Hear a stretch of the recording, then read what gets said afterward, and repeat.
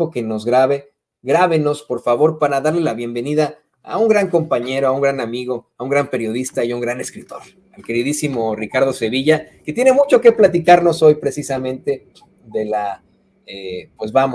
de esta presentación que se dio de ese búnker de Genaro García Luna. Y me parece, querido Ricardo, que don David ya tiene el video completo, pero te saludo primero con mucho gusto, querido Ricardo. ¿Cómo estás? Estoy muy bien, muchísimas gracias, querido Toño, público memorioso. Pues aquí, como bien dice, sin los grandes aparatos, que ni los queremos ni los necesitamos, porque lo único que queremos es que la gente vea, que esté informada con datos duros. Eso es lo más relevante. Nosotros no andamos buscando maiceo, no andamos buscando otra cosa que no sea la información. El tipo de periodismo que nosotros practicamos es un periodismo cercano a la gente. A nosotros sí nos va a encontrar en la calle, a nosotros sí nos va a ubicar perfectamente conversando con usted. Difícilmente nos va a ver conversando con los tranzas, con la gente de Claudio X González, porque esos no quieren conversar, esos no quieren debatir, esos no quieren dar entrevistas, como no sea entrevistas a modo. Pero estamos muy bien, mi querido Toño, espero que tú también te encuentres muy bien y aquí gustosos de estar en esta comparecencia, llamémoslo así, en este medio de comunicación libre como el viento, como dice mi querido Vicente Serrano. Me encuentro anonadado, así es como me encuentro en estos momentos tras la información que dieron a conocer ahí en el búnker de Genaro García Luna. ¿Y qué te parece que empezamos por eso, querido Ricardo? Tú lo estás considerando un faraón, ¿no? Estás viendo, das la visión de ese pues delirio faraónico de un narcotraficante que se llamaba Genaro García Luna, que desafortunadamente tuvimos de director de la AFI en el sexenio de Vicente Fox y de secretario de Seguridad Pública, el hombre encargado de toda la seguridad de México en el sexenio de Felipe Calderón. Y hace unos momentos platicaba con Alina lo muy cercano que no solamente resulta esto a los faraones, a los reyes, a los emperadores, sino a grupos que han destruido al mundo. Me refería hace rato al Partido Nacional Socialista, a los nazis. Cómo es que precisamente en este video de Infodemia plantean que había también un delirio de persecución muy a la Adolf Hitler y pues por eso es que tienen este búnker que es completamente innecesario para México, completamente tan innecesario como la suavicrema y tan faraónico como la suavicrema, como la estela de luz. ¿Qué nos puedes decir de esto, querido Ricardo? Muchísimo, fíjate que nos tocó precisamente pues estar vivos en los medios de comunicación corporativos justo en esos sexenios. Conocemos perfectamente cómo se dieron las cosas, estuvimos trabajando en su momento, la gente lo sabe, con el propio Ciro Gómez Leiva, que ahora se hace el oxiso, ahora dice que no, pero pues afortunadamente ahí están las informaciones que publicamos en medios de comunicación como Milenio, como Excelsior, como La Razón, etcétera, y sabemos perfectamente cómo se cuecen las habas ahí.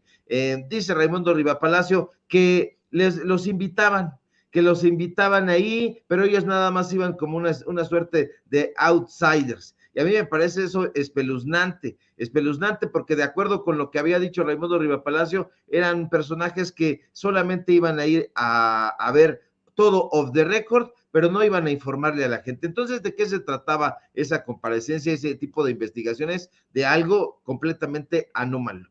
Los periodistas no deben estar cerca del poder, eso me queda a mí claro, ellos lo han dicho, pero ahí cayeron en una contradicción terrible. Hoy el presidente López Obrador nos muestra información a considerar y que da también hilitos para que vayamos jalando de ahí. También hace una comparecencia muy interesante Pablo Gómez que no solamente es un hombre bien estructurado, sino sabe perfectamente de lo que habla. Cuando Pablo Gómez está al frente de tal o cual responsabilidad, lo hace con muchísima pasión, lo hace no solamente con ingenio, sino con sagacidad. Y esto ahora en la unidad de inteligencia financiera, pues nos da elementos para considerar que el gobierno de Felipe Calderón fue un narcoestado. Así lo considera también el presidente López Obrador, que puede haber sido un narcoestado, y no se equivoca, pero para que la oposición moral y periodísticamente derrotada no salga con sus argumentos de pacotilla, López Obrador le presenta lo que nos gusta a nosotros, datos duros, es decir, analizó las estadísticas de los homicidios que se registraron en anteriores administraciones, una cifra que, por cierto, aumentó justo durante el gobierno espurio de Felipe Calderón. ¿Ha respondido Felipe Calderón? No, no hasta ahora, no, y no tiene forma de hacerlo porque el pueblo de México sabe que ese tipo es un delincuente. Ya no hay que maquillarlo, ya no hay que hablar con circunloquios, hay que decirlo con todas sus letras, un delincuente que sabe muy bien lo que hizo su superpolicía Genaro García Luna. Este sujeto, ahorita está usted viendo el búnker, ya las cosas no son como eran en esa época, ahora ya está de una forma distinta, pero era completamente innecesario, como tú dices. ¿Dónde está Calderón? Esa es la pregunta que hemos planteado desde hace meses. ¿Por qué huye? ¿Por qué se esconde? Pues no tendremos respuesta a eso, y eso es lo risible, eso es lo absurdo, lo que contradice todo este discurso barato de los amigos de Calderón, de que fue un buen gobernante, pero déjeme decirle que todavía desafortunadamente hay desinformados que me han dicho incluso, oye Sevilla, ¿no crees que López Obrador se está manchando con Calderón? Así hubo quien me lo planteó y yo les respondo a quienes piensen así, no, ¿qué va a mancharse? Aquí el único que se manchó y se manchó de sangre fue este miserable genocida. Sí, un genocida, que no se nos olviden los miles de muertos que arrojó su falsa y miserable guerra contra el narcotráfico. No dicen que el que nada debe, nada teme, y entonces, ¿por qué no regresa a México Felipe Calderón? Hoy el presidente López Obrador dijo que no hay ninguna investigación contra Calderón, y aún así el tipo no se atreve a dar la cara. No nos sorprende que este sujeto se haya hecho el oxiso, no, de ninguna manera. Tampoco nos sorprende que, pues, no se haya dado cuenta de que Genaro García Luna estaba haciendo de las suyas. Ya ven que dice que es medio pasguatón, a lo mejor en una de esas estaba completamente ebrio como una cuba y no se percataba, pero eso es más que improbable. Lo que sí me sorprende, te debo confesar, querido Toño, es ver cómo estos periodistas, o periodistas entre comillas, históricamente chayoteros, se han hecho de la vista gorda. Lo que me sorprende muchísimo es su cinismo y su vileza.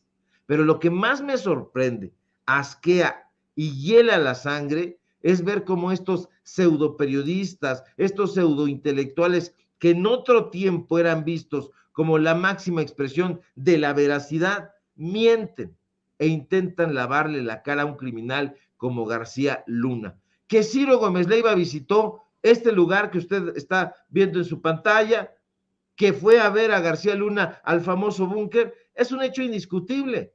Que Carlos Loret de Mola, Joaquín López Dóriga, Carlos Marín también visitaron al superpolicía de Calderón en el búnker, eso es un hecho que ellos mismos han aceptado. Y aunque no lo aceptaran, ahí están las imágenes. Lo que indigna es que no lo reconozcan. Lo que enfada es que tengan la cara dura de decir que los visitaron por chamba. Lo que deja al descubierto sus enjuagues es que un tipo tan execrable, por ejemplo, como Raimundo Rivapalacio, salga a decir, como lo ha dicho en varias ocasiones, que el búnker de constituyentes es una figura utilizada por López Obrador para denostar a periodistas y generar una campaña para que se les vuelva a estigmatizar. Usted sabe que yo, aunque soy vehemente, pocas veces cedo a la injuria gratuita, pero ahora sí, le digo a Rivapalacio y a todos esos chayoteros, ya, no la chinguen. Está comprobado que recibían muchísima lana del gobierno Calderón y eran amiguis de García Luna. ¿Por qué carajo no lo aceptan? ¿Por qué no hacen una mea culpa y se alejan de tanta chingadera?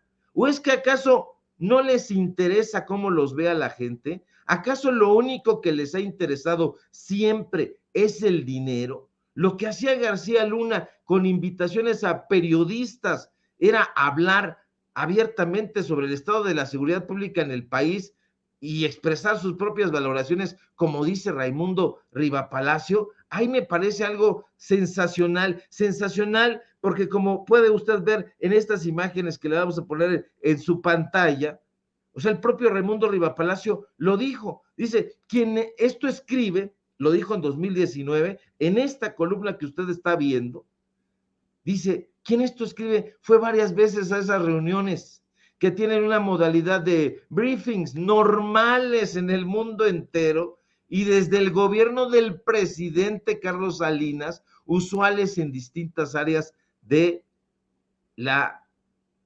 administración. A mí eso no me parece absolutamente normal. Ahora, hay una parte en ese texto, que es otra de las imágenes que nos pueden mostrar ahí nuestro querido David, es una parte donde dice que este sujeto estuvo presente, fíjate nada más, Toño, cuando sucedió el accidente fatal del exsecretario de Gobernación, José Francisco Blake. ¿Se acuerda usted de Blake Mora? Pues resulta que ahí estaba Raimundo Rivapalacio. Él lo dice, él lo apunta. Ahora, me parece espeluznante. Me parece espeluznante cómo pudo suceder justamente un accidente que terminó con la vida del exsecretario de Gobernación cuando estaba justamente Raimundo Rivapalacio ahí. ¿Qué hacía ahí? ¿Cómo fue que lo invitaron? Y justo ese día, las coincidencias en política dicen, no existen. Y yo me pregunto, ¿tendrá conciencia Raimundo Rivapalacio de lo que está diciendo? ¿Está reconociendo que fue vía off the record al búnker de Genaro García Luna y que en ese preciso momento ocurre el accidente que termina con la vida de José Francisco Blake? Eso es lo que está diciendo, es terrible. Dice eso y dice más. Hay otra parte que quisiera que se la pusiéramos también a la gente, porque lo dice con todas sus letras, Toño. El búnker de Constituyentes era una joya de tecnología contra criminales. Fue una desgracia que en el gobierno de Peña Nieto se desmantelara, al grado que funcionarios federales López Obradoristas piensan que hoy es mejor arrancar de cero que tratar de arreglarlo. Su pérdida, dice Raimundo Rivapalacio, es una desgracia para la nación. Lo demás es propaganda. Son palabras de este sujeto, una joya de tecnología, una desgracia para la nación su pérdida. Este tipo de cosas son las que nos hielan la sangre. Este tipo de confidencias que hacen estos personajes pensando al calor, no sé de qué, del delirio, son las que tenemos que mostrarle a la gente. Un sujeto que ha venido defendiendo a Genaro García Luna, que se encontraba en el búnker, este búnker que ha sido faraónico, que ya escuchó usted en la mañanera las cifras que se gastaron, que se dilapidaron en este sitio que estaba además construido con varios pisos hacia abajo y donde se sabía que entraba, de acuerdo con varios testimonios, gente, funcionarios de alto nivel, empresarios, el propio Raimundo Rivapalacio dice que ahí llegó a entrar Carlos Slim, lo dice él. Entonces, ¿qué es lo que está sucediendo? ¿Qué es lo que estamos viendo? Estamos viendo la desarticulación de un cártel criminal que estaba operando, no con la anuencia del gobierno federal, sino desde el gobierno federal. Dice el presidente López Obrador que hay elementos para considerar que en efecto se trató de un narcoestado, y sí, no hay forma de desmentirlo. La administración espuria de Felipe Calderón fue un narcoestado. Y a las pruebas hay que remitirnos. Algo que me llama muchísimo la atención es lo que presenta Vicente Serrano. Vicente Serrano pues se apropia, como debe ser,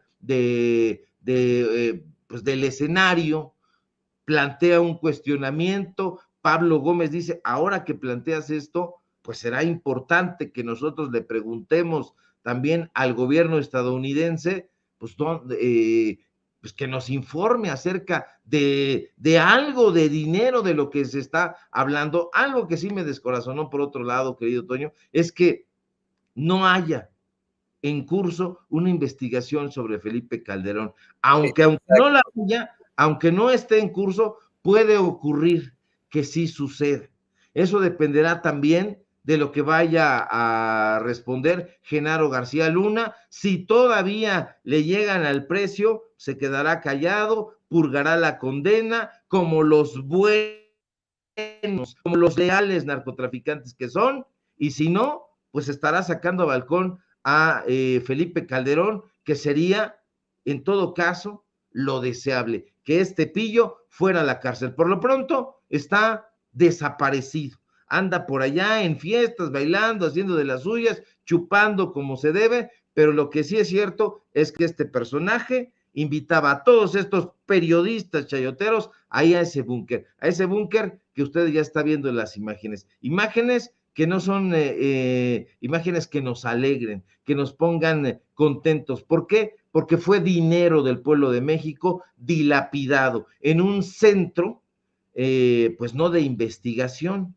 sino en un centro donde se vigilaba a los oponentes, a los opositores. Eso es lo que hacía el gobierno de Felipe Calderón y su superpolicía Genaro García Luna, hoy purgando cárcel y esperando con un reloj de arena, todos en México, pues viendo a ver cuántos años le echan. Ojalá que se pudre en la cárcel, mi querido Toño. Pues hay que ver qué pasa con eso. Ricardo, dices que Calderón seguramente está tomando como se debe, o a lo mejor como no se debe, todo depende de cómo esté. La realidad es que hoy sí el presidente López Obrador dio una cruda verdad. Hoy, por mucho que Nancy Flores le insistía, le planteaba, pues la calidad criminal que se está demostrando de Felipe Calderón, no solamente en cuestiones penales, sino administrativas, no solamente como narcotraficante, sino como criminal de cuello blanco por estas organizaciones con las que lavó dinero según la misma unidad de inteligencia financiera. No lo dice solamente contra Lina o Nancy Flores, lo dice la Secretaría, la unidad de inteligencia financiera. Por mucho que están todos estos precedentes, hoy el presidente López Obrador desafortunadamente pues le da la cruda verdad a Nancy, le dice que no hay denuncia contra Calderón, ¿no? Y yo lo decía hace rato, considero que con mucho respeto, por mucho que el presidente nos diga a nosotros los mexicanos que no está en él la venganza, que para él es borrón y cuenta nueva, que su gobierno ya cuestionó al pueblo de México si quería o no un juicio a expresidentes, se mantiene ese clamor social por la justicia, por la constante y perpetua voluntad de darle a cada quien lo que le corresponde. Pero mira, ¿qué te parece que vamos al tema? Insistimos más en este tema de los periodistas y le pido al equipo que nos grabe. Quiero ir analizando contigo foto por foto que se presentó en este video para pues exhibir el búnker de Genaro García Luna, esta obra como tú le llamas faraónica, que nada tenía que ver con el pueblo, con la gente, que simple y sencillamente pues se quedó en la peor de las peores obras del gobierno de Felipe Calderón y que además es muestra de esa corrupción, de esa situación tan lamentable en la que habría incurrido, no habría, ya es un hecho, ya fue declarado culpable, en la que incurrió quien fuera el secretario de Seguridad Pública de Felipe Calderón y un narcotraficante, Genaro García Luna. Ya está, mire, eso ya es un hecho.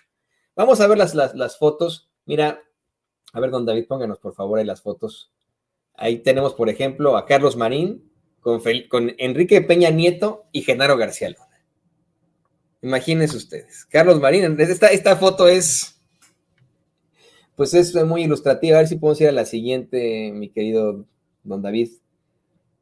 Ahí tenemos a un Joaquín López Dóriga muy sonriente con Genaro García Luna. Tú y yo lo sabemos como periodistas, no se está siempre sonriente cuando entrevistamos a una persona, cuando estamos con un personaje público, pues mantenemos una actitud lineal como periodistas porque lo vamos a entrevistar si ese es el caso, si ese fue el caso de Joaquín López Dóriga. De hecho, hay otra foto de Joaquín mostrando una sonrisa colgate. No sé si la tenga por ahí, don David. Mira esa sonrisa colgate, querido Ricardo Sevilla y querido público consentidor, hablando con Genaro García Luna. Ve el amor con el que ve a Genaro García Luna. Observa el amor con el que lo ve. Obsérvelo usted, público consentidor. Y la cereza del pastel ese que ahora ya se volvió un enemigo de García Luna y un enemigo de Felipe Calderón. Mire usted con quién va caminando Carlos Loret de Mola, ¿sí? Con Genaro García Luna. Hasta se le salió el cuellito, estaba en tanta confianza Carlos Loret de Mola que así hasta se le salió el cuellito del saco, ¿no? de su camisa. De hecho, hay otra foto ya dentro del búnker. A ver si me la pueden compartir. Miren nomás, estaba tan metidazo en esta relación que tenía con Genaro García Luna y en el tour que le daban, que pues hasta el cuellito se le fue y no se dio cuenta, ¿no? No le dijeron a esos achichincles, oye Loret, señor Loret, se le está saliendo el cuellito por ahí. Esto, querido Ricardo, exhibe de cuerpo entero lo que nos planteabas hace unos momentos. Yo lo quiero cuestionar como tú. ¿Con qué cara estos personajes ahora nos van a salir con que no hubo algún tipo de vínculo con Genaro García Luna? ¿Con qué cara nos van a salir con que son periodistas independientes, que no pertenecen a algún partido? ¿Qué nos van a decir ahora? ¿Qué va a decir ahora Carlos Loret de Mola, que es muy crítico, sí, de Genaro García Luna hasta ahora, pero que cuando lo entrevistaba se ponía de tapete con él? ¿Qué nos va a decir Joaquín López Dóriga, que constantemente anda minimizando a cualquier otro periodista independiente, los ataca y etcétera? ¿Qué nos va a decir alguien como Carlos Marín, que siempre ha estado cercano a estas esferas del poder y que ahora lo vemos junto a un delincuente y un presunto delincuente? ¿De qué se van a disfrazar ahora estos personajes que aparecen en pantalla, Ricardo? Están desnudos ya absolutamente, Toño. La gente lo sabe. No había forma en otros formatos de comunicación en que estos personajes salieran a la luz. Hoy están completamente desnudos. No hay forma ya de que se tapen con ningún andrajo. La gente los está viendo de cuerpo entero, los está viendo y reconociendo y sabe perfectamente que hubo un vínculo. Pero no solamente entre estos personajes. Hay que recordar a los medios de comunicación que representaban en ese momento. La fotografía de Carlos Marín es justamente en el momento en que él era el director editorial del periódico Milenio, sí, de ese periódico que en algún momento colocó en la portada un revólver en el rostro del presidente López Obrador. Este personaje fue el director editorial de Milenio. En su momento hubo una trinidad, como le llamaban, de directores, y la tríada de directores era Raimundo Rivapalacio, Carlos Marín y Ciro Gómez Leiva. Y un cuarto que andaba por ahí, Federico Arreola. No lo olvidemos. Estos personajes eran la pléyade de ese medio de comunicación. Entonces, ahí, en ese momento, no es solamente la persona Carlos Marín, es el medio de comunicación Milenio. Hoy todavía van con Genaro García Luna, todavía lo está defendiendo Carlos Marín, se aferra, ya otros saltaron, como bien dices, Carlos Loret de Mola, que en ese momento tampoco es solamente la persona de Carlos Loret de Mola, en ese momento es Televisa. Aquí, por ejemplo, Joaquín López Dóriga es las dos empresas, porque recordemos que era Televisa en ese momento, conductor del noticiario estelar y también columnista de Milenio. Vean, como dices, aquí este amor, no, yo le soy siempre fiel, y en la fotografía anterior se está tocando el pecho, se toca el pecho ahí Genaro García Luna, prácticamente diciéndole, yo te llevo en el corazón, Joaquín, hazme una prensa buena, que yo te sabré compensar, que yo te daré tu buen chayote. La gente sabe, Toño, la gente sabe perfectamente quiénes eran estos personajes. La gente que está saliendo y apoyando en las redes sociales lo supo desde siempre. Es increíble, es inaudito que un personaje como Felipe Calderón diga ahora todavía que no sabía que Genaro García Luna estaba haciendo sus tranzas, que no sabía que estaba haciendo de las suyas. Le dijeron que sí, todo el tiempo. Sus propios cercanos se lo advirtieron, le dijeron, le comentaron. Hasta el propio Germán Martínez Cázares ya dijo que le había advertido y que no hizo caso. ¿Cómo no iba a darse cuenta este borracho? Por supuesto que lo sabía. Y bueno, pues estos son los personajes que acudían de manera constante a este búnker al que hoy se tiene acceso, pero ya no es ese búnker que solía ser, ya eso ha quedado en el pasado, le han dado ahí como una, pues no sé, me imagino una manita de gato, pero lo que era ya no es. Aquí es una, pues la Guardia Nacional, da la bienvenida Rosa Isela Rodríguez, pero ya no es ese búnker al que tantos aspiraban a llegar estos comunicadores, estos políticos, estos empresarios,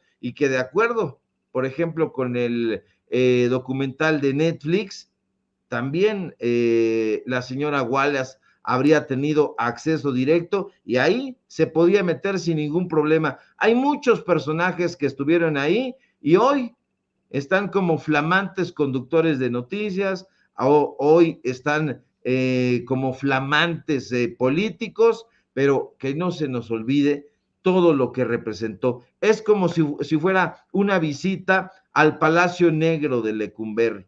Todas las cosas que se vivieron ahí, toda la gente a la que se espió, pues ya no la estamos viendo, se ven solamente las instalaciones, pero imagínese usted lo tétrico que era en ese momento este búnker así llamado, porque ahí tenía incluso una sala especial para que el presidente, en ese caso Calderón, pues si había una invasión extraterrestre, pues se metía ahí corriendo y ahí se refugiaba, como bien dijiste, muy al estilo hitleriano, y que a México se lo cargara el payaso mientras él estaba resguardado ahí en el tercer sótano para que nada le pasara. Era lo que habían construido, un asunto faraónico con dinero del pueblo de México para resguardarse ellos y para espiar a sus opositores. Ese es el búnker de Genaro García Luna, el superpolicía de Felipe Calderón. Ese es el búnker que vamos a presentar en unos momentos más. De hecho, si quieres te puedes quedar, mi querido Ricardo, pero aquí te quiero agradecer esta, pues muy interesante análisis. Desafortunadamente esos medios de comunicación que una vez más quedan exhibidotes por sus actos, por sus acciones, y esos personajes que en su momento detentaron el micrófono o lo siguen detentando, ¿no? Eso es lo peor, algunos lo siguen detentando. Muchas gracias por, como siempre, dar este análisis muy, muy puntual, y te voy a pedir que por favor también nos compartas tus redes sociales para que la gente se ponga en contacto contigo. Me imagino que habrá muchas columnas ahora, habrá muchos datos duros que tengas que compartir, así que compártenos también tus redes sociales. Claro que sí, querido Toño, público memorioso, pues síganme por favor, porque necesitamos ese empuje, necesitamos esa fortaleza que solo usted nos puede dar. Síganme por favor en Twitter, @SevillaCrítico, en Facebook, Ricardo Sevilla, así nada más. Síganme por favor en Paralelo 24, un portal de reportajes, de investigaciones especiales. Síganme por favor en Los Datos Duros. Hoy tenemos informativo en punto de las 8:30. Síganme, por favor, en el diario Basta, donde somos columnistas, y por supuesto, síganme aquí en La Familia Sin Censura, de donde somos orgullosamente miembros, y si todo marcha bien, ojalá que sí, nos encontramos por aquí el día de mañana, mi querido Toño, y pues vamos a estar muy atentos a todas las reacciones, a todos los silencios que haya de parte de estos personajes que van a decir, vamos a andar pecho tierra, como que nos pasó rozando y no nos dimos cuenta. Ya ves que para no darse cuenta, sigue en la escuela de Felipe Calderón. Es que no vi, es que no me percaté, es que yo no sabía, a mí nadie me advirtió, nadie me dijo. Entonces, todo esto que sale y está saliendo al respecto del búnker, esta obra faraónica de Genaro García Luna, estos personajes van a permanecer ahí un rato aguantando la respiración para ya después a salir. Ahorita se van a entretener un poquito dándole golpes a la ministra Yasmín Esquivel, ya ves que acaba de tuitear después de varios meses, entonces ya se le fueron encima. Lourdes Mendoza ya le dijo, ¿y para cuándo la renuncia? Entonces ahí se van a entretener un poco, van a tratar de dejar a un lado el tema del búnker de García Luna para concentrarse en lo mejor que saben hacer, la calumnia y la denostación. Ahí está Lourdes Mendoza, tuiteó hace un rato la ministra Yasmín Esquivel, que pues parece que es la antípoda de la ministra Norma Piña, que paradójicamente dicen que Norma Piña no da entrevistas, pero ni falta que hace porque todos sus palafreneros están haciendo una defensa virulenta de este personaje, y ahí está Lourdes Mendoza. Ustedes ya conocen a Lourdes Mendoza, que tiene ojos por todos lados, sobre todo en los restaurantes fifís. Así que si usted está pensando en ir en un restaurante, primero eche un ojo a ver si no está ahí Lourdes Mendoza. No va a estar, pero tiene ahí sus contactos. Así que estamos pendientes, querido Toño. Yo por eso no tengo ninguna preocupación aquí en Kansas City, porque no hay tantos, sí hay, ¿no? Restaurantes así muy pipiris nice, pero si voy a un restaurante voy pues a las garnachas o los barbecues, ¿no? Así que no tengo problemas de que, y si me encuentre ahí, pues que me encuentre, ¿no? Okay. Pero bueno, querido Ricardo, si quieres, quédate para que veas el video y estamos muy en contacto. Muchas gracias como siempre. De hecho, es lo que le voy a pedir a don David.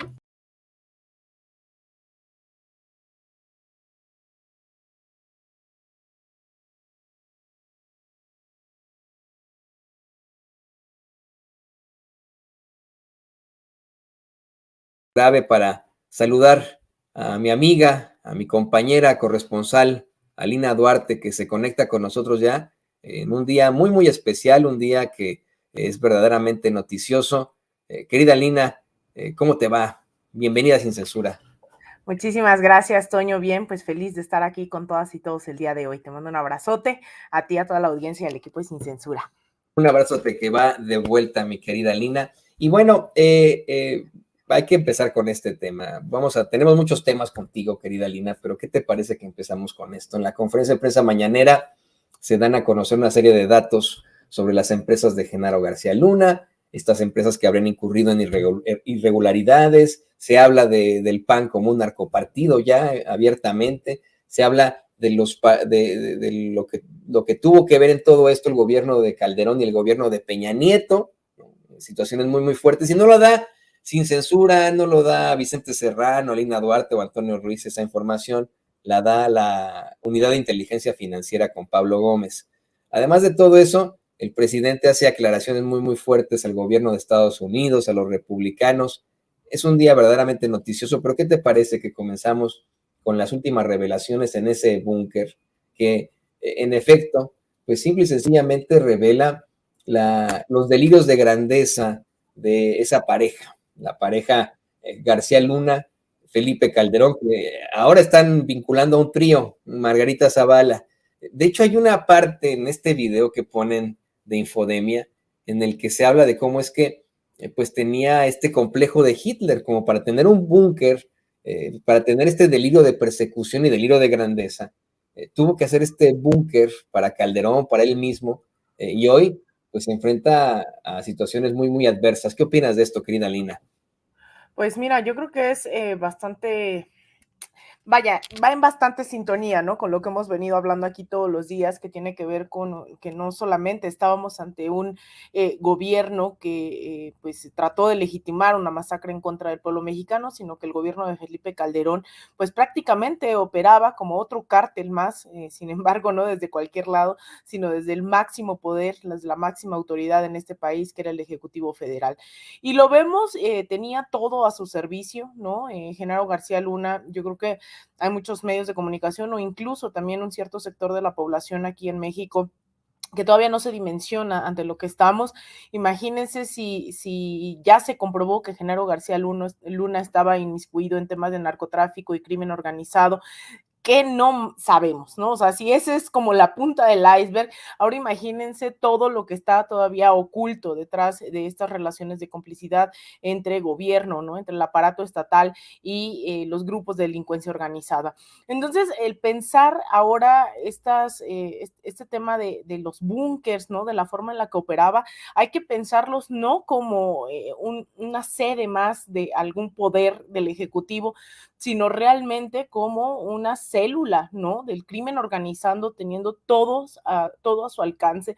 Lo del búnker, la verdad, incluso hasta me parece como lo de menos, porque si ese está ubicado dentro de las instalaciones propias, ¿no? Dedicadas a la seguridad, imagínense lo que de forma ilegalmente, ¿no? Y clandestinamente, todavía no sabemos, todavía no conocemos, sean inmuebles, sean formas de operar, esto de ver, ¿no? Un búnker y alrededor un montón de pantallas en donde tenían información privilegiada para beneficiar a ciertos grupos del narcotráfico o sus intereses personales, pues claro, ¿no? Que tiene sentido. Miren, ahí están estas imágenes en las cuales, pues obviamente esto es claramente un casi que operativo de un grupo criminal, ¿no? O sea, para tener estas instalaciones es porque algo se estaba gestando, algo no querían que fuese público, algo, ¿no? Se estaba maquinando dentro de estas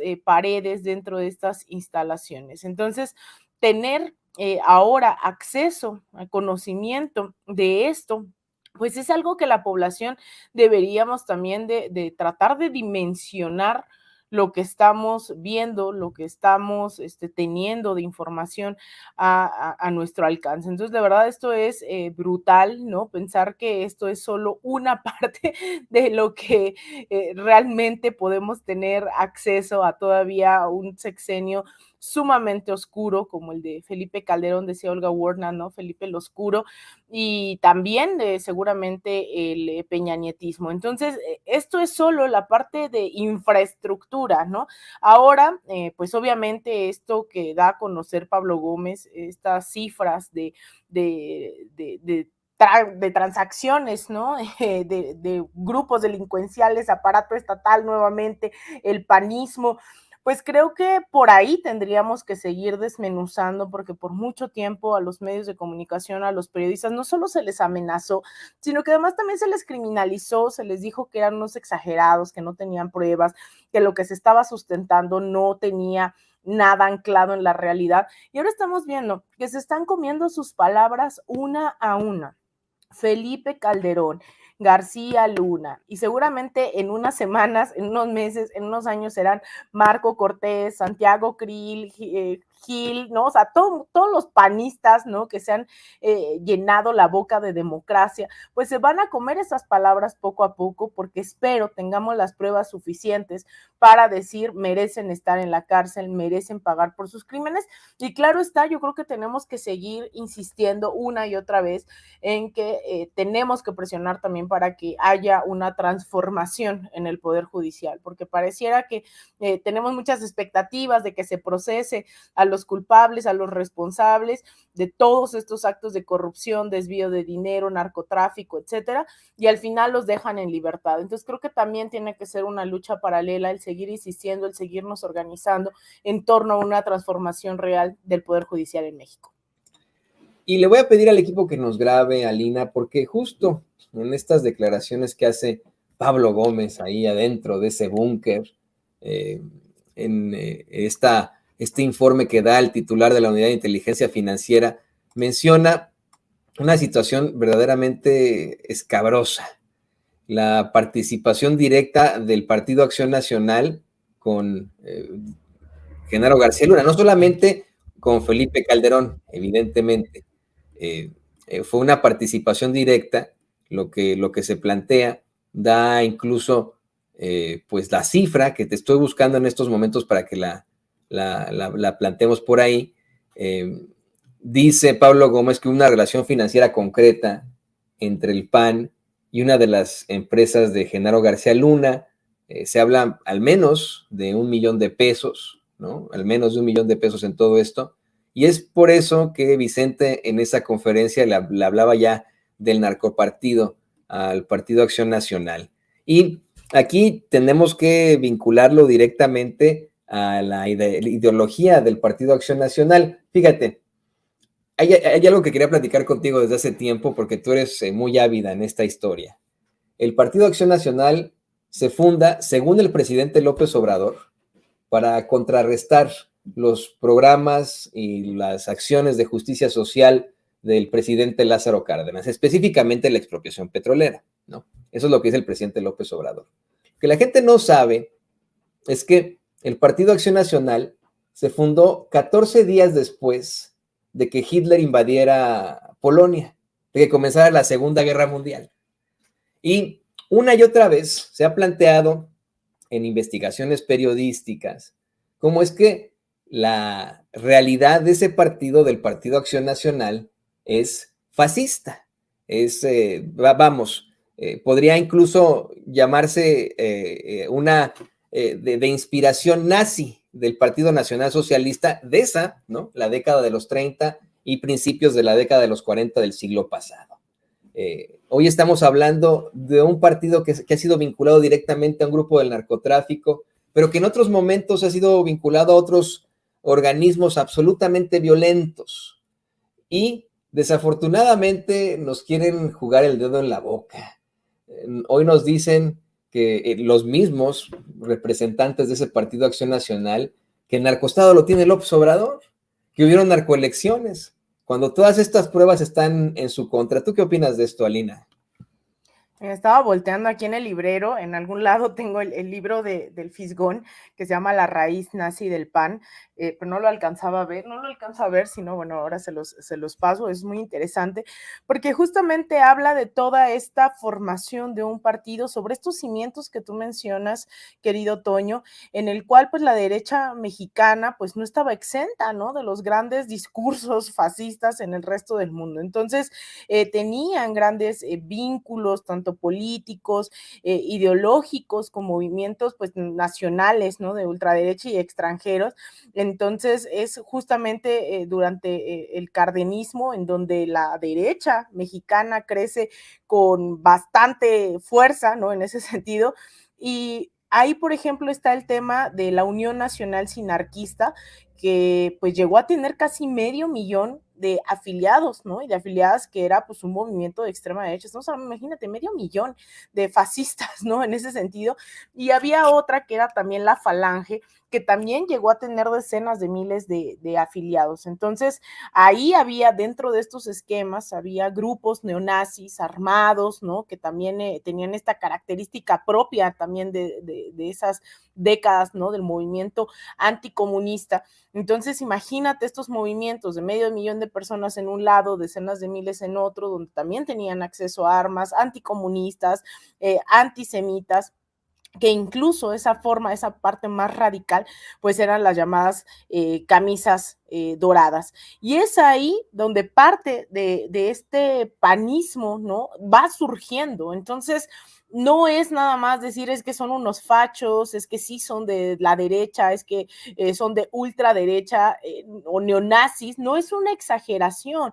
O sea, realmente ha habido miembros de los que fundaron el PAN que no solo eran racistas, sino eran abiertamente fascistas, anticomunistas, anti todo, ¿no? Antivida. Y yo creo que ahí es en donde hay que entender que pues surgen estos personajes actualmente para darle seguimiento. Déjame te interrumpo ahí, Alina, porque esto que mencionas de que son contra vida los panistas, puede sonar una exageración, pero no lo es.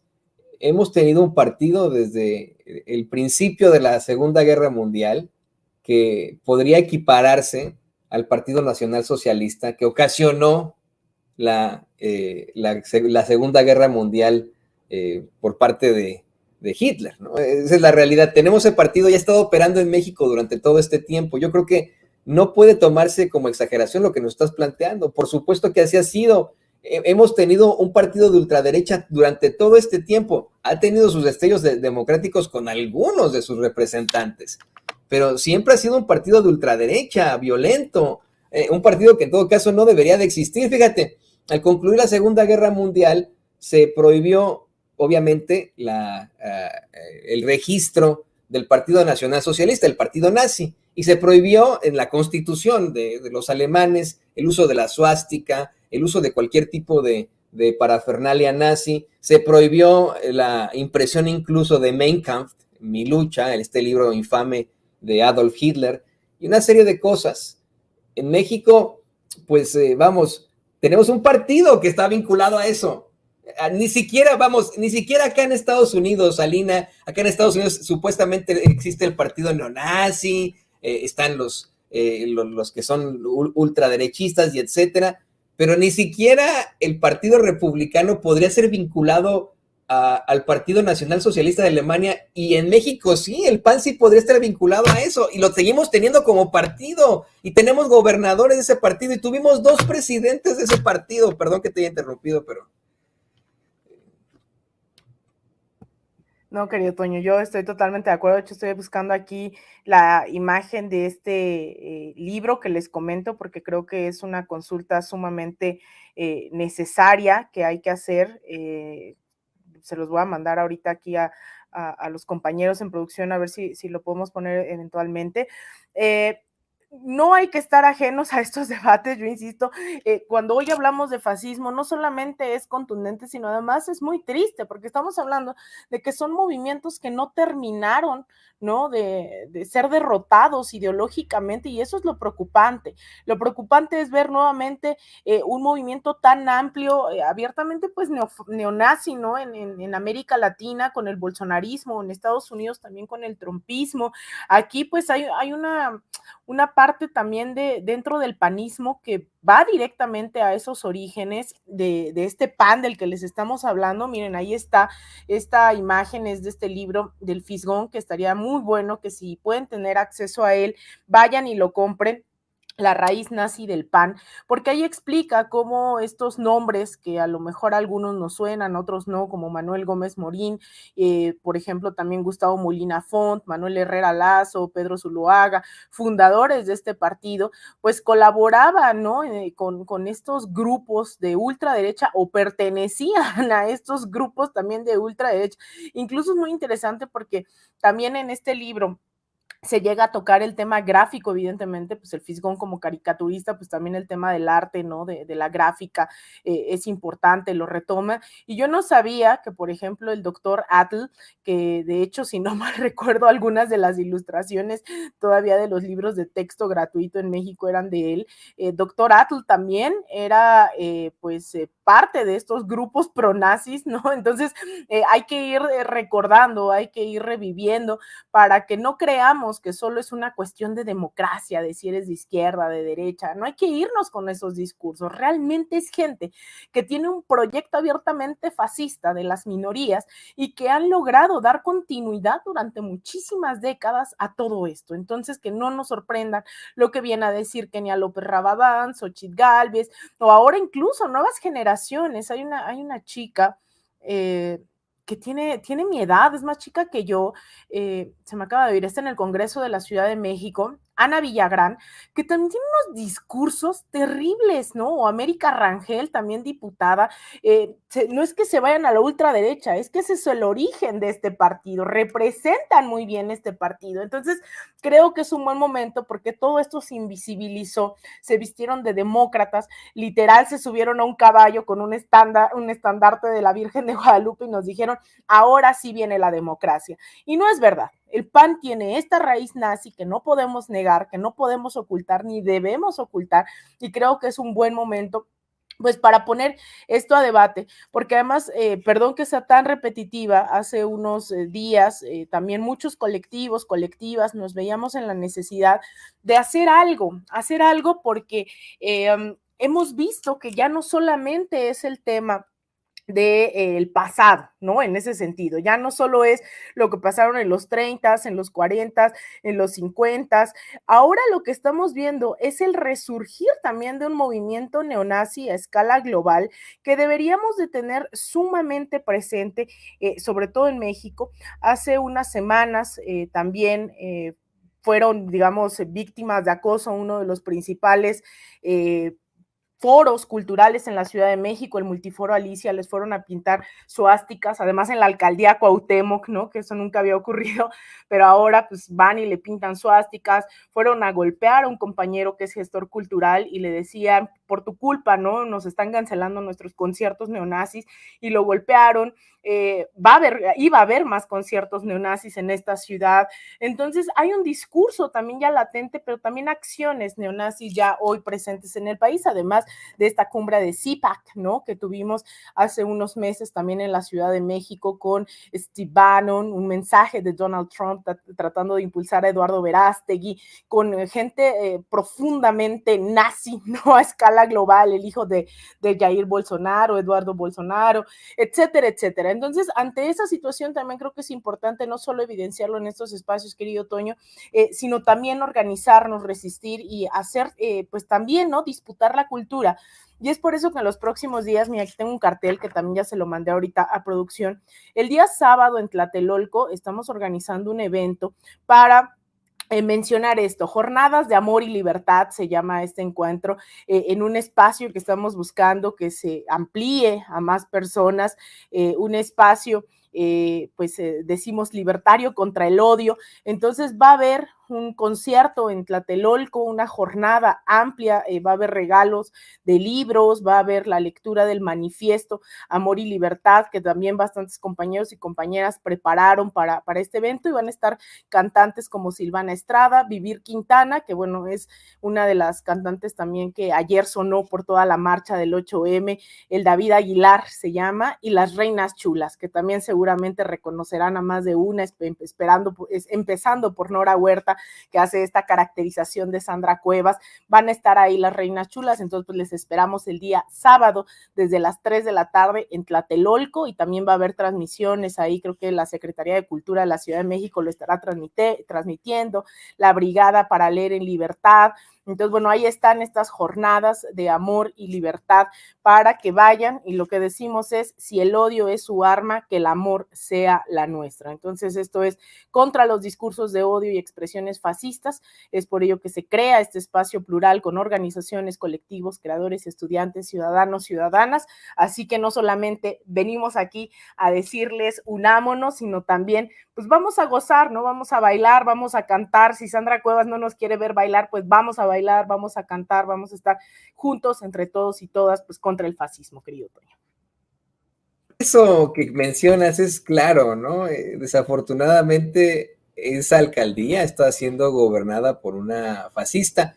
Y ya para cerrar, esto le voy a pedir al equipo que por favor nos grabe, ya para cerrar, porque en unos momentos más le vamos a presentar las imágenes exclusivas de Vicente Serrano adentro de ese búnker. Ya para cerrar contigo, querida Lina, mencionabas nombres de personajes que detentan puestos, desafortunadamente, con el Partido Acción Nacional. No en el partido, sino en la política en México. Hablas de Villagrán, de Rangel, de Cuevas, estas señoras que una y otra vez han expresado su evidente racismo, su evidente clasismo, y que pues desafortunadamente tenemos que tolerar nosotros los mexicanos. Es verdaderamente lamentable. Y en un país en el que la mayoría pues pintan del mismo color que tú y que yo, la mayoría de los que nacimos en esa gran tierra, somos de esa raza cósmica de la que hablaba Vasconcelos, y no podríamos de ninguna forma comulgar con un partido que piensa en la pureza caucásica, que piensa en la jerarquización de la sociedad, que piensa en el individualismo, ¿no? No podríamos de ninguna forma congeniar con ellos, pero de todas formas Ahí hay gente todavía votando por ellos, Alina. Hoy lo dijo el mismo presidente López Obrador, y tú lo decías hace unos momentos, en la Unión Sinarquista era 500,000, ¿no? Pero hoy en día hay millones de personas todavía, no son la mayoría, pero hay millones de mexicanos que sí se identifican con la idea del Partido Acción Nacional, con pues estas situaciones tan lamentables. Y ahora que tú estás haciendo llamados a la participación ciudadana, creo que también vale la pena hablar de esto, ¿no? De cómo es que como mexicanos tendríamos que sacarlos a patadas. Como decía el gran Bob Marley, tenemos que sacar esos locos calvos fuera de nuestro pueblo, así es, ¿no? Hay que sacarlos a patadas a los fascistas, eso no puede ser de otra forma, no estoy hablando de violencia, ¿no? Estoy hablando de que hay que sacarlos de la política, del empresariado, de todas partes, no pueden estar en posiciones de poder aquellos que son violentos y aquellos que tienen esta, pues, idea racista de la vida, clasista de la vida, jerárquica de la vida. Creo que eso es lo incorrecto. ¿Qué opinas de esto, Lina? Yo creo que tenemos grandes disputas también generacionales, ¿no? Ahí hay un tema y bueno, ahora creo que con mayor urgencia, ¿no?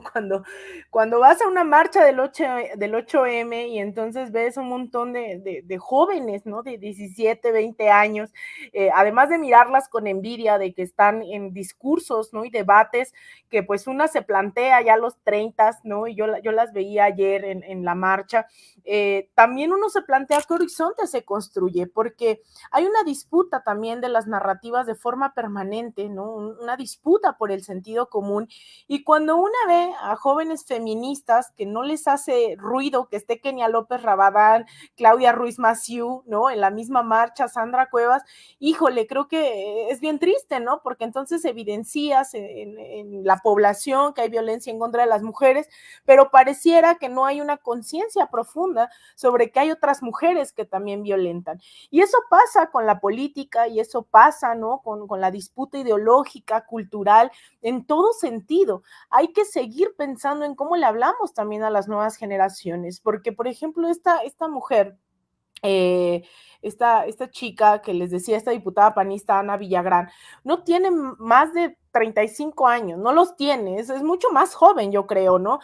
América Rangel también es súper joven y tú las ves y piensan como si estuviéramos en la Santa Inquisición, ¿no? O sea, tienen una mente tan retrógrada, que hablan con tanta facilidad en contra del comunismo, el socialismo, que quieren quitar la estatua del Che y de Fidel Castro, ¿no? Porque les hace mucho daño ver, ¿no? Que aquí también se gestó una lucha revolucionaria como la cubana.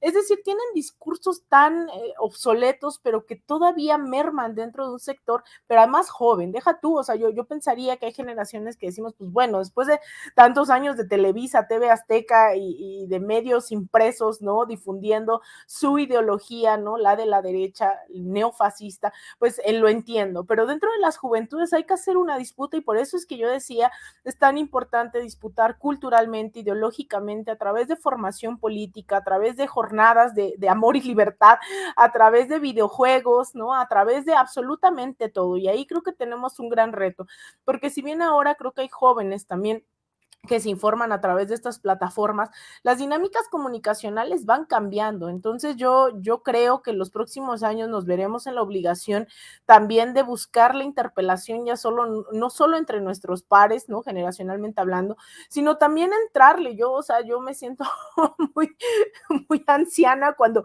se trata de hacer TikToks, o sea, no puedo hacer TikToks, pero también hay una disputa de narrativas y hay TikTokers de izquierda que lo hacen bastante bien, ¿no? Y también sin ser forzada, hay que entrar en esas disputas, están nuevas redes como Mastodon, es decir, hay nuevas formas también de comunicarnos para que las nuevas generaciones no crezcan con más panismo, no crezcan con más neonazis, no crezcan con más fascismo. Entonces, yo creo que ahí también tenemos que pensar en cómo llegar a los jóvenes, qué quieren los jóvenes, cómo se están comunicando, acercar, ¿no? a las juventudes. Por eso creo que es un tema tan importante las juventudes, porque de eso dependerá también no solo el relevo generacional, sino en general el proceso que hoy se está disputando, porque yo creo que hoy estamos comenzando, estamos echando raíces, si bien nos va, sobre algunos temas, sobre las grandes narrativas, los medios, la vida orgánica o no de los partidos políticos, qué es la izquierda, qué se entiende por transformación, pero solo dependerá de si estas otras generaciones logran entender eso y también reproducirlo. Y eso es la Revolución Cubana y eso es el chavismo. Hubo procesos también de formación política que permitieron, ¿no?, dar una comprensión plena de los procesos. Así que pues creo que la tarea es bastante grande, querido Toño. Hay mucho que hacer, Alina, y se lo digo a usted también que nos ve y que nos escucha. Esto es muy, muy serio, nos puede dar risa, ¿no? Tener ahí a personajes que se pongan el bigotito y que crean en la raza maestra, en sus estupideces, pero es algo muy, muy serio. Es algo que ha destruido países enteros, que ha destruido continentes. La última vez fue terrible, ocurrió en un pueblo que ni la debía ni la temía, al que convencieron precisamente con estas ideas de, pues de conservadurismo absoluto, de disque trabajo, de disque, pues vamos, independencia económica. Convencieron a un público que estaba bien de tener una sociedad jerarquizada, ser individualistas.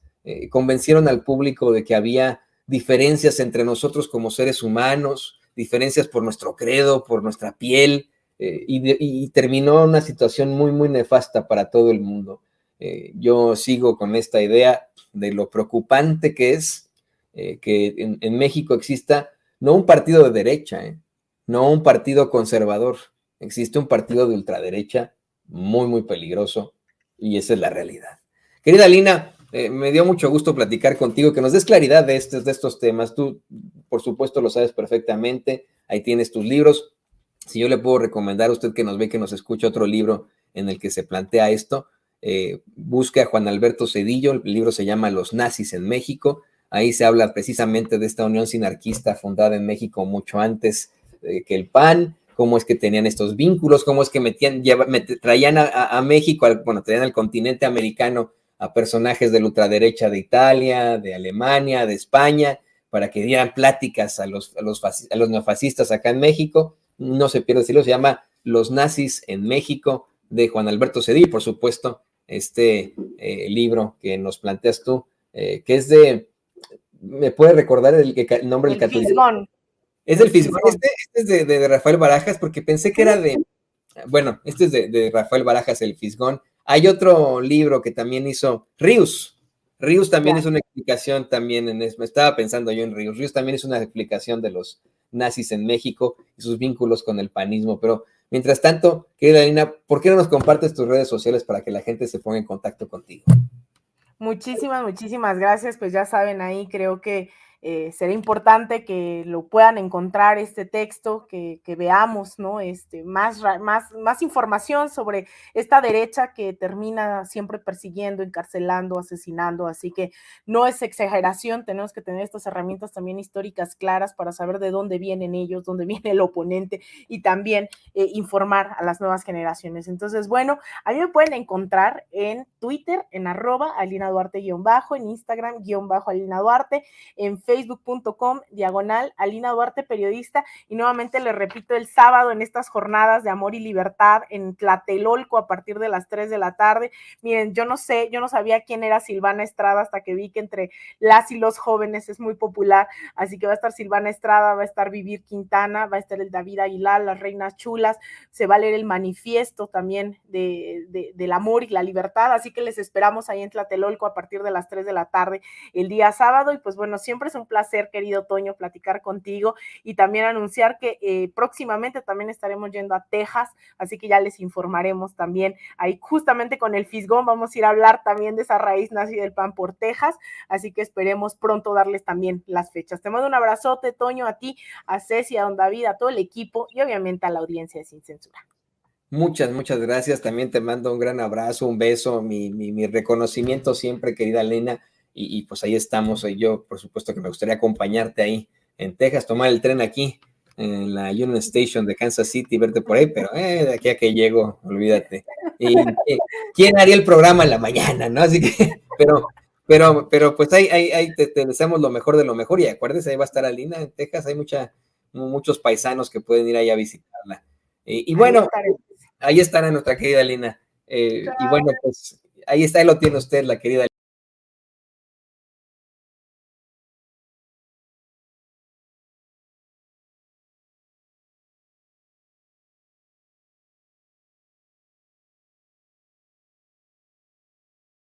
otra gran compañera aquí a Sin Censura, que seguramente tiene mucho que decir ante lo que ha ocurrido recientemente. Por supuesto que me refiero a la asesora en políticas públicas de la UNAM, a Renata Turrent, una gran analista aquí en Sin Censura. Renata, ¿cómo te va? Bienvenida a Sin Censura. Hola, querido Toño, amigo, ¿cómo estás? Qué gusto estar contigo y con todo el hermoso público de Sin Censura. Muy, muy bien. Tuve la oportunidad de conocer a un amigo tuyo de nombre Emiliano Gaitán. Ay, le mandamos un abrazo. Qué bueno. Abrazo. Pero bueno, ¿qué te parece que vamos a lo fuerte, a lo duro? Se dan a conocer muchos datos hoy. Hoy verdaderamente es difícil que el Partido Acción Nacional pueda responder a esto. El titular de la Unidad de Inteligencia Financiera desde el búnker del PAN, el búnker de Genaro García Luna, confirma que ese partido le transfirió más de 1 millón a una empresa de García Luna, 1 millón de pesos a una empresa de García Luna. Confirma que hubo una relación financiera concreta entre el PAN y una empresa de Genaro García Luna. Y al mostrarnos estas imágenes del búnker, Renata, querido público consentidor, no podemos más que hablar de un estado represor. Sí, obviamente el narcoestado, obviamente lo terrible que significa que haya sido declarado culpable y que se haya comprobado que vivíamos en un narcoestado en tiempos de Felipe Calderón, pero también un estado muy represor, un estado que verdaderamente fue en contra de los derechos humanos de muchos mexicanos y muchas mexicanas, un estado en el que pues asesinaban con el mátalos en caliente, de la forma más desafortunada. Y hoy tenemos a personajes como Kenia López Rabadán quejándose de que supuestamente les echaron gas pimienta a las mujeres que marcharon en el Día Internacional de la Mujer ayer. ¿Qué te parece, querida Renata, que vemos estas declaraciones de alguien como Kenia López Rabadán? Alguien que se la pasa gritando en el Senado, que defendió a un violentador de mujeres, a Ismael García Cabeza de Vaca, cuando se refirió de forma grotesca, como si fuera un proxeneta de una jovencita a la que ni conocía, y ella lo defendió. Vamos a ver cómo se queja del estado represor en el que vive México. Está terrible cómo están aventando gas lacrimógeno. También te cayó, ¿verdad? Sí, se siente terrible, terrible. No puedo abrir los ojos. Que efectivamente no estábamos haciendo nada, ¿eh? No, nada, estaba yo parada ahí, nada más. Solamente estábamos literal. No, yo literal estaba haciendo un video y me cayó terrible. Este gobierno no tiene límites. No, el gobierno que no tenía límites era el de su compañero de partido, Genaro García Luna, y de Felipe Calderón. Kenia, no nos hagamos, por favor. Y eso quedó exhibido hoy. Te escucho, Renata. Bueno, no sé ni por dónde empezar porque es una verdadera ofensa ver a personajes como Kenia mentir, primero que nada desmentir lo que está diciendo, ¿no? Es imposible que alguien que lo acaban de rociar con gas pimienta, como ella asegura, tenga el rímel perfectamente acomodado como sale en sus fotos. O sea, empezando por eso, ¿no? Cualquier persona, deja tú que la hayan gaseado, cualquier persona que se haya puesto rímel en su cara sabe que con una lágrima se te cae el rímel, entonces por Dios, en ningún... Y perdón que te interrumpa con esto, tú y yo hemos estado en esas marchas, a mí sí me han gaseado, ¿no? O sea, no ando diciendo, ay, ¿cómo es posible? Me gasearon cuando era jovencito y hacía mis prácticas de periodismo. Fue una marcha, querida Renata, contra la presencia de George Bush en México, esta marcha que fue en contra de la guerra en Irak, que fue multitudinaria, y una marcha en la que metieron una bola de granaderos golpeadores, en las que a mí me dieron un latazo en el pecho, hasta me quedó ahí una herida durante algún tiempo, y cuando cae el gas lacrimógeno no puedes ni hablar. Hay gente muy experimentada que va a muchas marchas, muchos compañeros que hasta llevan leche, porque si uno se pone leche en los ojos ya con eso se le quita a uno, pero no podrían ni hacer el video, Kenia López Rabadán, perdón que te haya interrumpido. No, por supuesto que no, es que es verdaderamente un total cinismo que se puedan atrever a salir a decir que gasearon a alguien, como bien dices, hablando perfectamente como si no supiéramos cómo se siente el gas pimienta en la cara. Ahora, hay que entender, por supuesto, que Kenia López le está hablando a su público, que es gente que en su vida ha marchado, que en su vida probablemente los han gaseado, entonces que pueden caer en este tipo de fake news, este tipo de noticias falsas. Entonces, así hay que entenderlo, ¿no? Como una persona que está difundiendo noticias falsas, porque inmediatamente después de que Kenia López sale a decir esta fake news, la subsecretaria de la Secretaría de Seguridad Ciudadana de la Ciudad de México, Marcela Figueroa, que es una mujer, además, una funcionaria pública de primer nivel, experta en derechos humanos, es quien ha profesionalizado la policía de la Ciudad de México con perspectiva de género, es verdaderamente una funcionaria pública de primer orden. Y ella sale a aclarar que desde el 2018, y el gobierno de la Ciudad de México lo ha aclarado miles de veces, utilizan extintores con un polvo químico. Ahí nos ponen un tweet, yo hice un hilo donde la cito a ella para que si les interesa ver específicamente qué es lo que tienen los extintores, lo cual está certificado por una norma, la NOM 04, y además de todo, el llenado de estos extintores está supervisado por la Dirección de Derechos Humanos y Asuntos Internos de la Secretaría. Entonces, esto pasa desde 2018 bajo el gobierno de Claudia Sheinbaum, donde no se usa el gas pimienta. Es falso, es una fake news, tal cual como conocemos miles de fake news que difunde el PAN y partidos aliados, ¿no? Entonces, a mí lo que me interesa decir es que está instrumentalizando una lucha justa, que es la lucha feminista, para hacer un golpeteo político, porque nadie en este planeta le puede creer a una mujer como Kenia, quien ha defendido violentadores, como tú ya bien mencionas, no solo eso, sino que su partido ha sido el peor enemigo de las mujeres desde el inicio. Ha sido el partido que ha operado en contra de la legalización del aborto desde el día, desde que la lucha feminista ha estado tratando de legalizarlo. Fueron quienes lo echaron para atrás junto con la Iglesia Católica en 1994, han votado consistentemente en contra. El PAN, como ahorita en el inicio de esta intervención veíamos este búnker, el PAN hizo la guerra contra el narcotráfico. Los feminicidios durante la guerra contra el narcotráfico se triplicaron en ese periodo. Entonces, ¿cómo se atreven las panistas a llamarse feministas hoy? Para mí es una ofensa a cualquier mujer, a cualquier feminista, salir a decir que están marchando por las mujeres. A ver, si ahora están en este lado diciendo, a ver si nos interesan las mujeres, y cambiaron de opinión, es decir, que toda la trayectoria política que han tenido consideran que ahora están del otro lado, perfecto, bienvenidas, ¿no? Para eso sirve el feminismo, para formar, para cambiar la mentalidad de las personas, para hacer a las mujeres y a los hombres también más libres. Es una teoría bellísima, ¿no? Bienvenidas si quieren hacerlo, pero primero que se disculpen, primero que empiecen a actuar con las mujeres en mente, pero que verdaderamente me parece una ofensa que se atrevan a venir a decir que son feministas, a invadir una marcha que no les corresponde, porque jamás en la vida han luchado por las mujeres, todo lo contrario, y que además de todo vayan a la marcha única y exclusivamente a instrumentalizar una lucha por la que jamás han, valga la redundancia, luchado, jamás en la vida.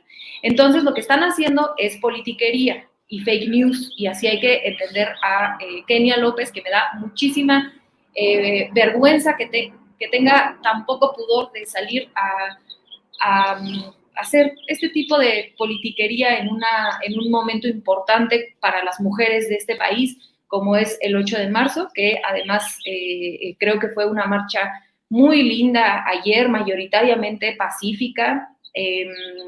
A mí algo que me sorprendió de ayer comparado con otros años es que cuando las del bloque negro empezaron a romper, por lo menos lo que a mí me tocó, empezaron a romper vidrios, todas las compañeras de diferentes colectivos, diferentes edades, nos hicimos a un lado y entre todas empezamos a denunciar que no estábamos de acuerdo con el tipo de protesta que estaban haciendo las del bloque negro, porque es patrimonio público, porque es mobiliario público, porque nos cuesta a todos y a todas, y porque si bien en un inicio ellas lo hicieron como un llamado de atención, oigan, voltéenos a ver, estamos haciendo una demanda justa, hoy esa estrategia no funciona y por el contrario, afecta al movimiento feminista porque a nadie le gusta ver su ciudad destruida. Entonces creo que ha habido un cambio radical en la narrativa en cuanto a la acción directa y ahora la grandísima mayoría, se los digo con toda honestidad, la grandísima mayoría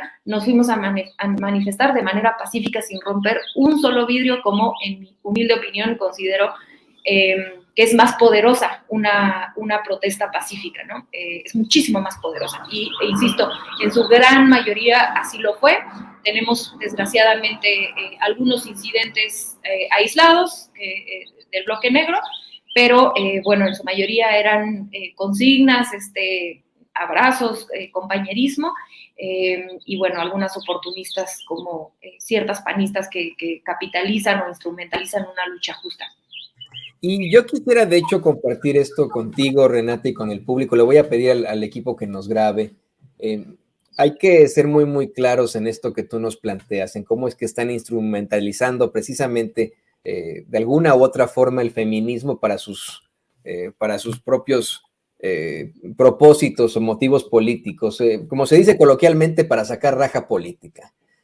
Tienes toda la razón. El Partido Acción Nacional ha sido el principal partido en contra de las mujeres, es un partido en el que sus principales representantes, tanto hombres como mujeres, han sido misóginos, han sido represores de los derechos de la mujer durante tanto tiempo, y no veo con qué cara puedan ir a marchar hoy las panistas a decir que son feministas. Sí, precisamente en la elección de 2012 usaron a una mujer.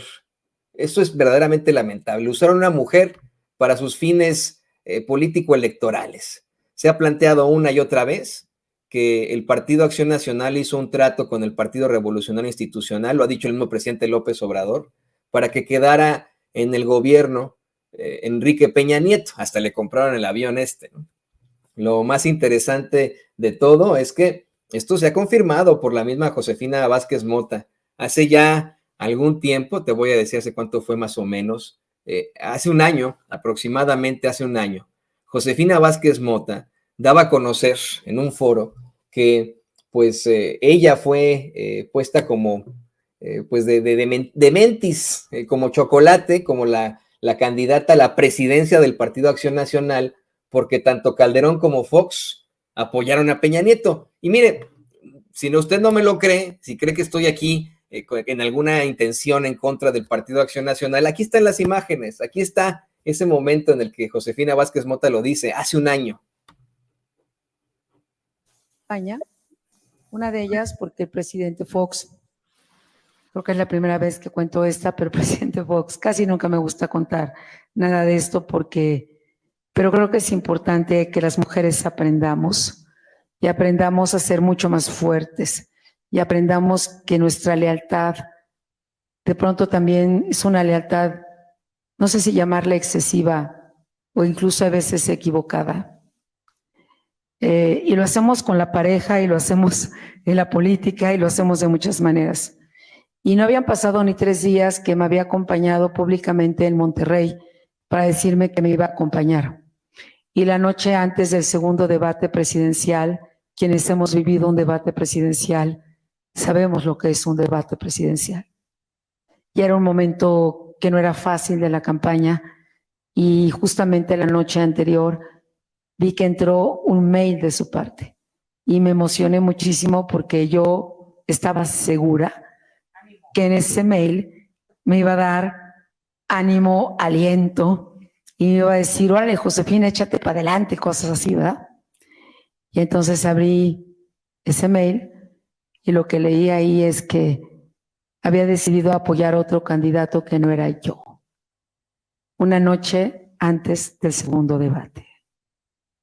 Y me parece que eso es algo que se llama violencia de género y que muchas de nosotras jamás nos atreveríamos a hacer, pero con nosotras sí lo hacen. Y finalmente, el día que gané la elección interna, que fueran, como lo he dicho, 25 estados, me llamó el presidente y me dijo, ¿cómo te fue? Y le dije, pues gané 25 estados. Y a mí me pareció un largo silencio, a lo mejor no fue tan largo, pero a mí me pareció un largo silencio. Y lo único que escuché del otro lado es, déjame checar, dame unos minutos, porque yo tengo otros datos. Y así empecé esa noche del 5 de febrero. Y lo comparto porque es cierto, tenemos que estar conscientes que es más difícil, pero es posible. Tenemos que estar conscientes. ¿Con qué cara? ¿Con que de verdad, con qué cara el Partido Acción Nacional nos dice hoy, querida Renata Turrent, querido público consentidor, que es un partido feminista, que está del lado de las mujeres? ¿Con qué cara tenemos ahí a Kenia López Rabadán, dizque sufriendo el gas lacrimógeno, dizque sufriendo la represión del gobierno, que no la vemos claramente ahí en sus supuestas pruebas? ¿Con qué cara el Partido Acción Nacional y estos sus representantes nos hablan de estas luchas tan importantes, tan fuertes para las mujeres? Su propia representante, a quien pusieron como su candidata presidencial, Josefina Vázquez Mota, exhibe, lo dice abiertamente, apoyaron en el Partido Acción Nacional a Enrique Peña Nieto, lo apoyó Calderón y lo apoyó Fox. Lo acaba usted de ver y escuchar, te escucho también a ti, Renata. Pues la verdad es que nunca pensé decirlo, querido Toño, pero estoy de acuerdo con ella, ¿no? Estoy de acuerdo con Josefina en cuanto a que denuncia cómo la usaron. No estoy segura, y ahí veía algún comentario de nuestra querida audiencia que ella acusa esto como violencia política de género. No estoy segura que esto sea violencia política de género, sino es una instrumentalización de un personaje político.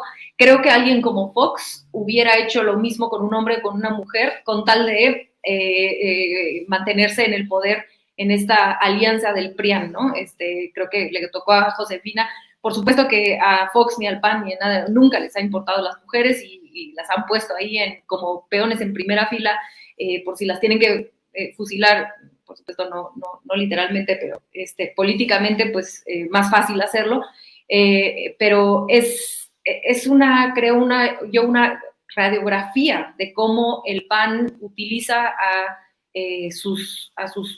las mujeres de su partido únicamente para ponerlas como primera fila en una batalla política, y si las tienen que tirar, las van a tirar, ¿no? Porque en eso sí pienso, por ejemplo, el panismo, ¿no? Ahorita yo me quedaba pensando desde el otro día, sinceramente es que si yo fuera Marco Cortés, yo hubiera tirado, o sea, la estrategia partidista del PAN debió haber sido denunciar a Felipe Calderón y decir, a ver, esta es una manzana, pensándolo políticamente, ¿no? Esta fue una manzana podrida, él y García Luna, no, el PAN se deslinda, el PAN no tiene nada que ver.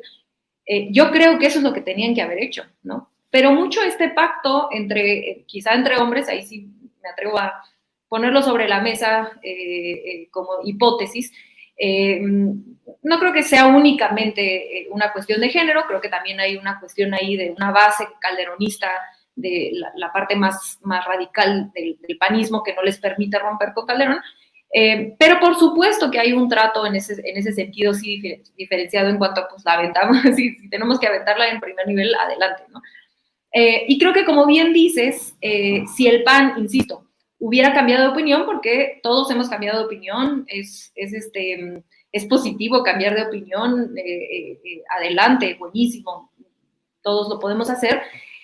Lo que no se vale es hacerte como que cambiaste de opinión cuando te conviene políticamente, sin disculparte, sin reparar lo que hiciste en el pasado, y sobre todo cuando tus acciones siguen siendo exactamente las mismas. Porque, insisto, si el PAN le importara a las mujeres, se habría disculpado por lo que le hicieron a Josefina Vázquez Mota, que pues, claramente no es santo de mi devoción, pero fue una injusticia por parte del partido, no fue una traición de su partido lo que le hicieron.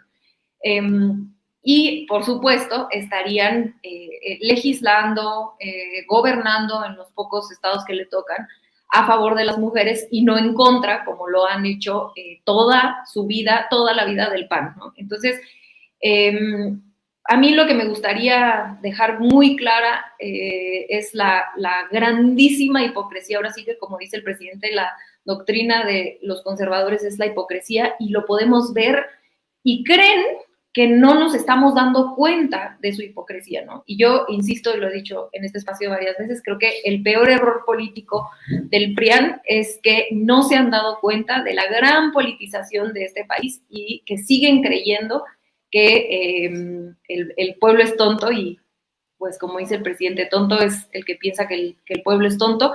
Y me da un poco de curiosidad de entender cómo es que después se van a ir, después de que han insultado, han llenado de mentiras a la gente, han salido con hipocresías, con fake news, cómo es que en 2024 se van a ir a atrever a pedir el voto después de que tratan a la gente como si fuéramos tontos, ¿no? Y que no nos vamos a dar cuenta. Exactamente, exactamente. Yo estoy completamente de acuerdo contigo, Renata. El PRI lo ha hecho, el PRI se ha deslindado de figuras que han resultado criminales, bueno, casi todos ellos no, pero que hoy están en la cárcel. Y el PAN lo llegó a hacer en algún momento, como que se hizo de la vista gorda con Padres, pero ahora esta estrategia del gran destructor del Partido Acción Nacional, Marco Cortés, es pésima.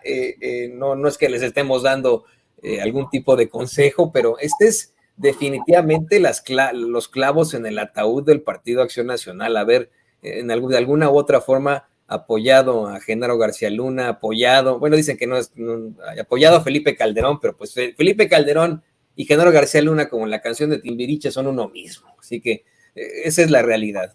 Y yo te quiero agradecer, querida Renata, que te hayas conectado con nosotros, que nos compartas precisamente tu visión sobre ayer, esta marcha del 8M, del Día Internacional de la Mujer. Y te pido, por favor, que nos compartas también tus redes sociales para que la gente se ponga en contacto contigo. Sé que muchas veces han habido momentos con tus redes sociales ante serios ataques en contra de tu persona, pero sé que también ya estás de vuelta en algunas redes. Por supuesto que aquí tienes el apoyo de Sin Censura siempre, y nos gustaría muchísimo saber cómo la gente se puede poner en contacto contigo.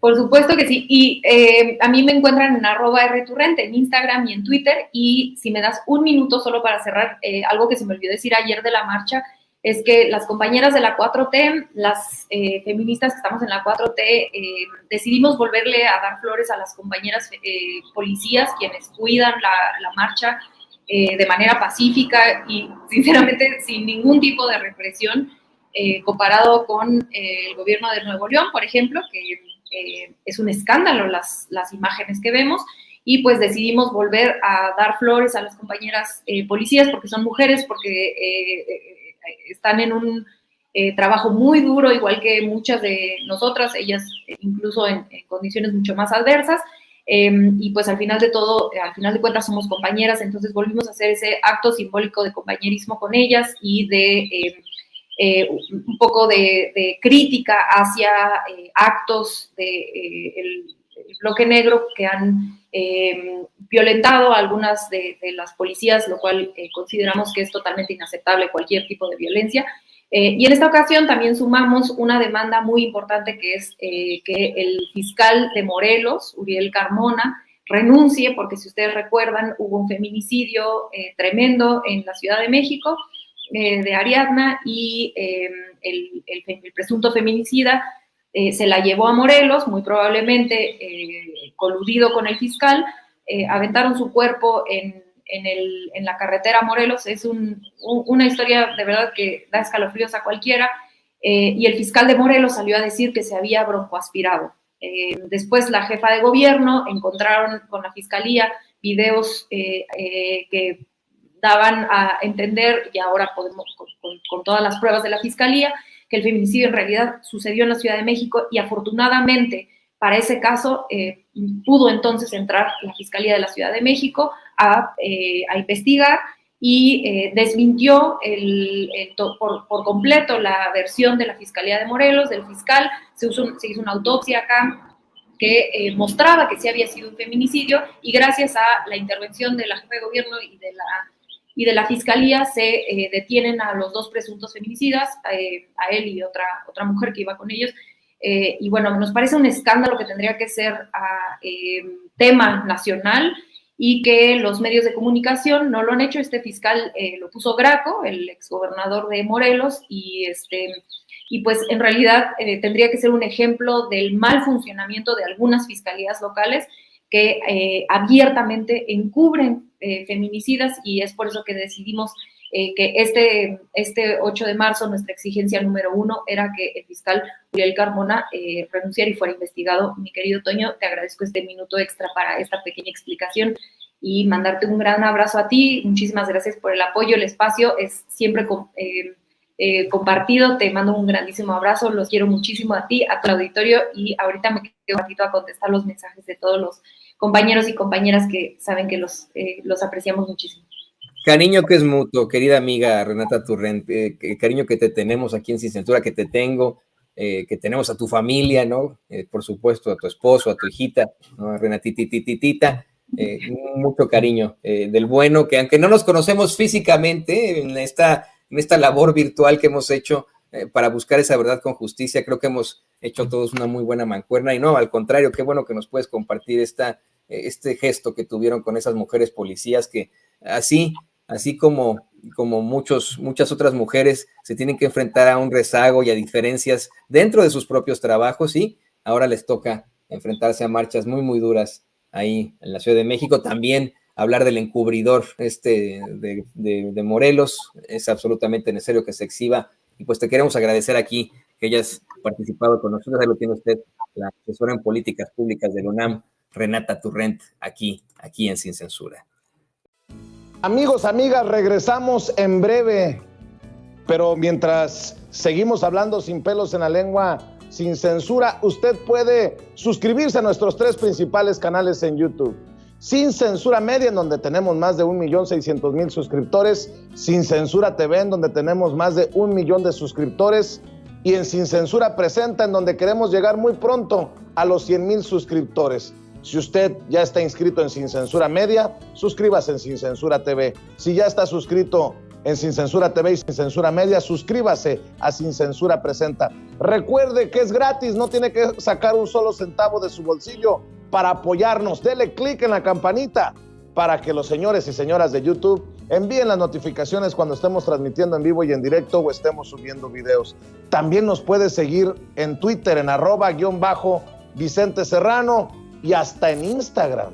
Ojo, también estamos en Instagram. Son nuestras redes sociales y con el apoyo de ustedes seguimos creciendo, porque con ustedes todo, sin ustedes nada.